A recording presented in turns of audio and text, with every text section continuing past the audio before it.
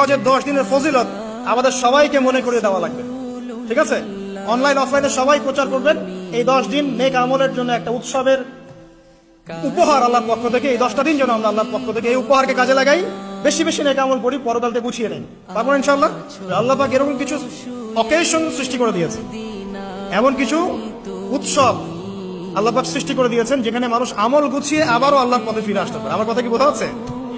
ঠিক এরকমই একটা উৎসব হচ্ছে, একটা অকেশন হচ্ছে আমলের উৎসব, সেটা হলো এই জিলহজ মাসের প্রথম 10 দিন। এই জিলহজ মাসের প্রথম 10 দিন সম্পর্কে আল্লাহ পাক সূরা ফজরের মধ্যে শপথ করেছেন, ওয়াল ফাজরি, ফজরের কসম, ওয়া লায়ালিন আশর, এবং এই 10 রাতের কসম। এই 10 রাত বলতে এখানে জিলহজ মাসের এই 10 দিন এবং 10 রাতকে বোঝানো হয়।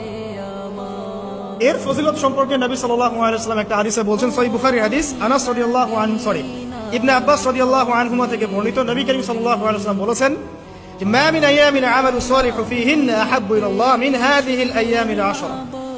আল্লাহ পাকের কাছে এই 10 দিন অর্থাৎ জিলহজ মাসের প্রথম 10 দিনের নেক আমল যত বেশি প্রিয়, আল্লাহর কাছে জিলহজ মাসের প্রথম 10 দিনের নেক আমল যত বেশি প্রিয়, অন্য কোনো আমল এত বেশি প্রিয় না।